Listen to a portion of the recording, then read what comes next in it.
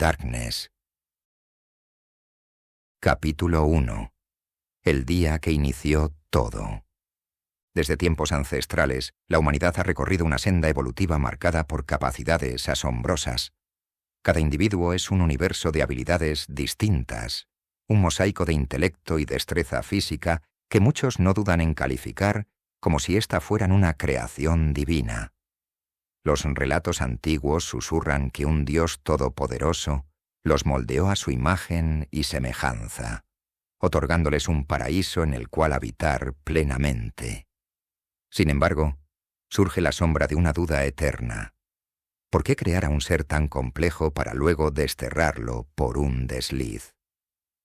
Otros, con la mirada puesta en el cosmos, sugieren que nuestra chispa vital llegó en forma de una bacteria estelar, una semilla que germinó a través de los eones hasta alcanzar nuestra forma actual. Lo cierto es que el origen de la humanidad sigue siendo un enigma oculto tras el velo del tiempo. Lamentablemente, esa magnificencia biológica convive con una naturaleza envidiosa y egoísta.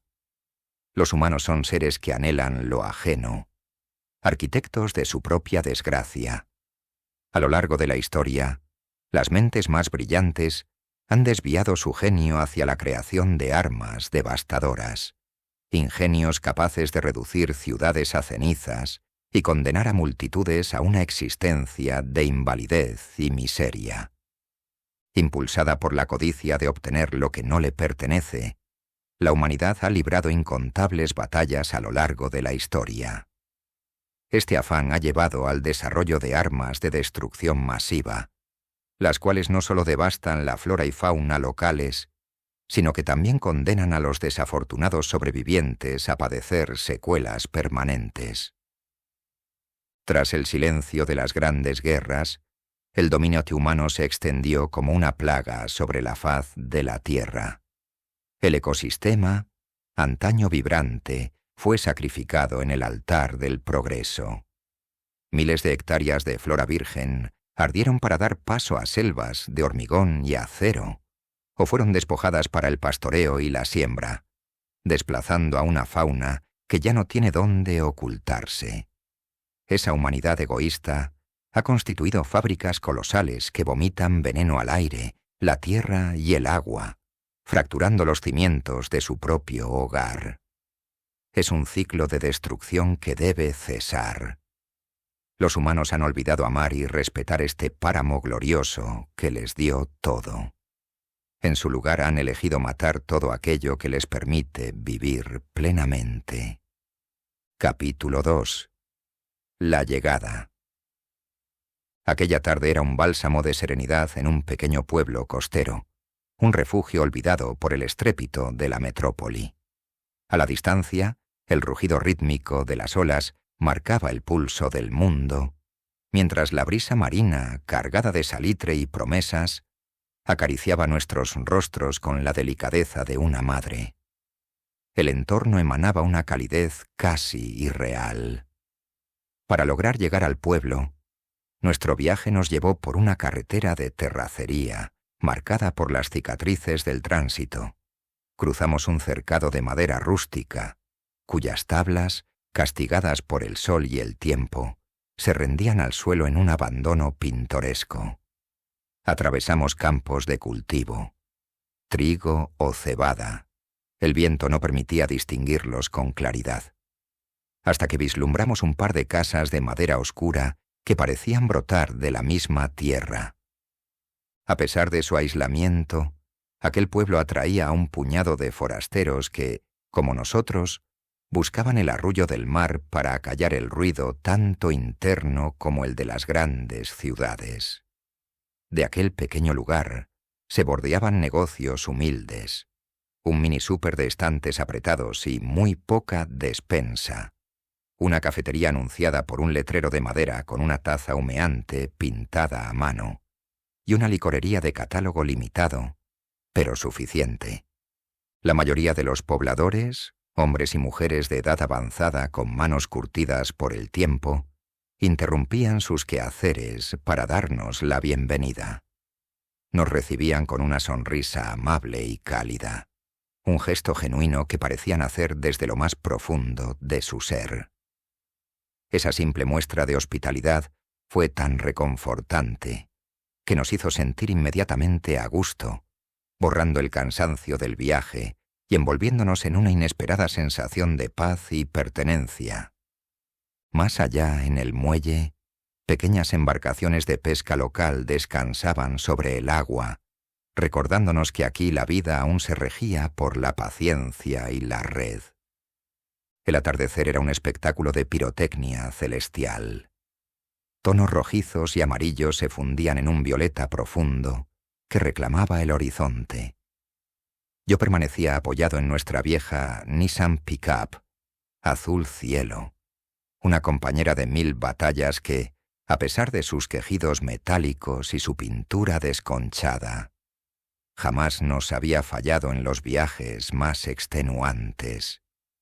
Con una bebida carbonatada en la mano, sentía el frío de la lata contrastar con el calor de la jornada mientras observaba a mi hija, Leila. A sus 8 años, Leila era un torbellino de curiosidad contenida en apenas 1 metro de altura. Era su primer encuentro con el océano. Su cabello castaño oscuro ondeaba como una bandera mientras corría hacia la espuma, ignorando las advertencias. Llevaba su pantalón azul marino favorito, aquel que ya lucía orgulloso los agujeros de 1000 juegos, y una blusa naranja que resaltaba su piel morena, ahora brillante por la brisa.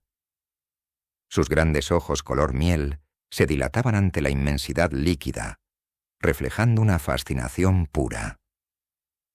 «Leila, no corras tan rápido», gritó Keila, mi esposa, lanzándose tras ella. El sol de la tarde se derramaba sobre la playa, y Keila, con su apenas 1,60 m de estatura, parecía una figura vibrante contra la arena dorada. Su cabello oscuro, cortado a la altura de los hombros, se mecía con la brisa marina mientras sus ojos, de un negro profundo, atrapaban el reflejo del sol sobre las olas, dándoles un brillo casi eléctrico. El vestido azul marino de puntos blancos se ceñía a su figura, ondeando con el movimiento. En un gesto impulsivo y lleno de alegría, se deshizo de sus zapatos negros, dejándolos atrás como un ancla innecesaria, y corrió descalza sobre la arena cálida para alcanzar a nuestra pequeña hija, que ya era una manchita risueña a la distancia. Yo, por mi parte, estaba lejos de ser un modelo de catálogo. Mis rasgos siempre me han parecido toscos, como si estuvieran tallados a la ligera, y mi complexión robusta es más la de un obrero que la de un galán. Con mi piel caucásica que el sol apenas consigue dorar, y mi simple cabello castaño corto, nunca he sido de los que giran cabezas. Pero en ese preciso instante, con el eco del graznido de las gaviotas llenando el aire y la imagen de mi familia jugando en la orilla, nada de eso importaba. Me sentía el hombre más afortunado del mundo, como si el universo entero se hubiera alineado para regalarme esa escena. Capítulo 3. La criatura. La paz se fragmentó con la primera luz del alba. El murmullo de una multitud congregada en la orilla me arrancó de un sueño ligero. Los rayos del sol, vigorosos y cálidos, golpeaban mi rostro, pero el ambiente ya no era el de ayer. «Robert, despierta. Algo ocurre en la playa», susurró Keila, con una nota de inquietud en la voz. Me incorporé sobre la caja de la camioneta, que respondió con un rechinido de metales fatigados. Al alzar la vista, vi a decenas de personas rodeando un bulto inmenso que la marea había depositado durante la noche. ¿Papá? ¿Qué es eso? La voz de Leila, aún somnolienta, se tiñó de una curiosidad que ya despuntaba con más fuerza que el sueño. No estoy seguro, cariño. Supongo que tendremos que investigarlo. Respondí, intentando sonar más valiente de lo que me sentía. La verdad era que una parte de mí preferiría ignorarlo, Pero la intriga, al igual que a Leila, ya me había atrapado. Antes de que se lancen a cualquier aventura, van a desayunar algo. Intervino Kayla. Su voz, aunque firme, no lograba ocultar un temblor de inquietud. Tras un desayuno rápido y silencioso, nos acercamos a la orilla con algo de cautela.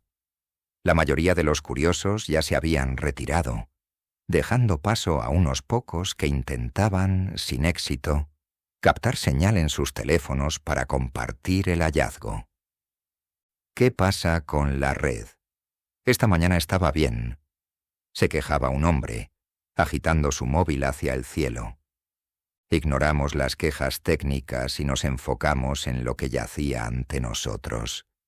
Era un calamar gigante, una masa imponente que fácilmente ocuparía todo el espacio de mi pick-up.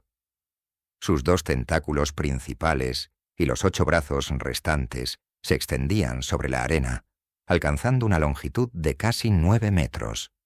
Era una visión magnífica y aterradora a la vez. Leila, que amaba a los animales y sufría con las noticias sobre especies en extinción, observaba el cadáver con ojos llorosos. Se acercó y, con una delicadeza conmovedora, rozó la piel inerte del cefalópodo. ¿Qué le pasó, papá? Preguntó en un susurro. No lo sé, hija. Quizá algún animal lo atacó. Respondí buscando respuestas que aún no tenía. Sin embargo, algo en el animal me inquietaba. Había leído que los calamares gigantes suelen aparecer con marcas de lucha, cicatrices de sus encuentros con cachalotes en las profundidades. Pero este ejemplar estaba intacto. No había jirones de carne ni ventosas arrancadas. Parecía simplemente que se hubiera quedado dormido para siempre. Algo no encaja. Murmuré para mí mismo. ¿Qué has dicho? Preguntó Kayla, detectando mi tono. Nada. Solo pensaba en voz alta. Pronto, nuestra playa dejó de ser nuestra. El cambio fue drástico.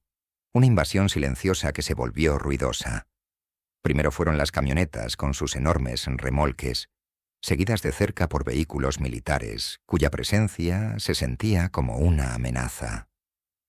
Hombres vestidos con batas blancas, cuyos rostros no mostraban emoción alguna. Se movían con una precisión gélida, como si fuéramos parte del paisaje inanimado. Desenrollaron cintas amarillas que nos gritaban «no pasar», y en cuestión de minutos, una carpa colosal brotó de la arena, tragándose a la criatura y con ella nuestro descubrimiento. Los oficiales que antes nos ignoraban se transformaron. Ahora nos veían, pero con hostilidad, usando sus cuerpos y sus palabras afiladas para alejarnos. Cada circulen era una amenaza velada. La maravilla que habíamos sentido se agrió, convirtiéndose en una sospecha que nos revolvía el estómago. Capítulo 4. Desilusión. Para la tarde, la hospitalidad del pueblo se había evaporado. Se nos prohibió permanecer cerca de la playa, por lo que trasladamos nuestro campamento a un promontorio elevado. Desde allí, como espectadores de una obra prohibida, observábamos el febril movimiento bajo la carpa. Leila estaba desilusionada. Su sed de conocimiento chocaba con el muro de silencio de los especialistas. Kayla, sin embargo, no se dio por vencida. Como secretaria de Servicio Público, poseía un don innato para la comunicación y una persistencia que a menudo rozaba lo poco ortodoxo. Puso su objetivo en un joven científico de unos 28 años, Alfred. Alfred, un hombre delgado y de estatura considerable, poseía un cabello castaño, rizado y corto, que enmarcaba un rostro donde la gentileza se manifestaba en cada rasgo. Tras sus anteojos rectangulares, unos ojos cafés revelaban una compleja dualidad, alternando entre la profunda fascinación por el mundo y una sutil, casi imperceptible angustia. Siempre se le veía con una laptop bajo el brazo, un compañero constante que, quizás, era el único testigo de la genuina amabilidad que irradiaba su semblante en un entorno que a menudo carecía de ella. Kayla intentó abordarlo en varias ocasiones, pero siempre era interceptada por un oficial de mirada torva. ¡Maldita sea! Ese guardia me tiene en la mira. Masculló Kayla tras un intento fallido, arrojando una piedra hacia el vacío. Me las pagará. La tensión aumentó con la llegada de una nueva especialista 3 días después. Elizabeth era una figura de piel pálida, casi translúcida, que contrastaba vívidamente con una cabellera rojiza tan intensa que parecía una llama danzante bajo el sol, capturando todas las miradas. Su vestimenta, siempre inmaculadamente blanca, acentuaba su presencia, confiriéndole un aire de pureza inalcanzable o, quizás, de una autoridad implacable. Se movía con una gravedad y una determinación que no admitían réplica. Cada gesto imbuido de una autoridad natural que intimidaba a quienes la rodeaban. Leila, en su inocencia y con la perspicacia de la primera impresión, la había llamado Ángel, al presenciar la breve y casi fantasmal sonrisa que Elizabeth le dedicó al llegar. Sin embargo, esa efímera dulzura se disipaba por completo, como la niebla al amanecer, en cuanto Elizabeth se sumergía en sus tareas, revelando una seriedad y una eficiencia que no dejaban espacio para la menor debilidad. Pasó una semana. 7 días que se arrastraron entre muestras de laboratorio, un ir y venir entre Alfred y Elizabeth. Entraban y salían de esa carpa que nos parecía mística. De igual manera un hermetismo asfixiante y una inquietante ausencia de prensa. La pregunta martilleaba mi mente. ¿Cómo era posible que un hallazgo de tal magnitud no estuviera en todos los noticieros, desatando el caos o, al menos, la curiosidad global? Mi preocupación, una semilla plantada el primer día, germinó en una necesidad imperiosa de explorar, de entender los límites de nuestra extraña reclusión. Así, me aventuré más allá de las últimas casas del pueblo. En la carretera principal, la realidad me golpeó con la fuerza de un puño. Una barricada militar se alzaba imponente, un muro de metal y hombres armados que sellaba cualquier esperanza de escape. Nadie podía entrar. Pero lo más alarmante, lo que heló mi sangre, era que nadie podía salir. La tensión era palpable, un zumbido eléctrico en el aire. Fue entonces cuando presencié la escena que lo cambió todo. Un oficial, con el rostro endurecido y una mirada gélida, golpeaba con un bastón extensible a un anciano. El viejo, con la ropa sucia y el cuerpo encorvado por la edad, solo suplicaba, con la voz quebrada, regresar a su hogar, a su familia. Cada golpe resonaba en el silencio opresivo, y el rostro del hombre, ahora manchado de sangre, se convirtió en la confirmación brutal de que no estábamos ante un evento científico, sino ante una crisis que nos mantenía prisioneros. De repente, 2 figuras emergieron de entre la pequeña multitud de civiles aterrorizados. Un hombre corpulento, con cicatrices que contaban historias en sus brazos, y una mujer de mirada feroz y movimientos ágiles. Sin dudarlo, se abalanzaron sobre el oficial. El hombre, con un rugido, interpuso su cuerpo entre el anciano y el bastón, recibiendo un golpe que lo hizo tambalear, pero sin ceder. La mujer, por su parte, empujó al oficial con una fuerza sorprendente, mientras gritaba: «Déjelo en paz, cobarde, es solo un viejo». Su intervención, aunque arriesgada, detuvo momentáneamente la agresión, creando un pequeño resquicio de esperanza en medio de la desesperación. La imagen del anciano, ahora protegido por esos 2 extraños, y la sangre en su rostro se grabaron a fuego en mi memoria, un testimonio ineludible de la brutalidad de nuestra nueva realidad. Regresé al campamento con el corazón en un puño. Debíamos obtener respuestas, y nuestra única esperanza era que Kayla lograra romper la barrera de Alfred. El tiempo de las vacaciones se había agotado, y el de la supervivencia acababa de empezar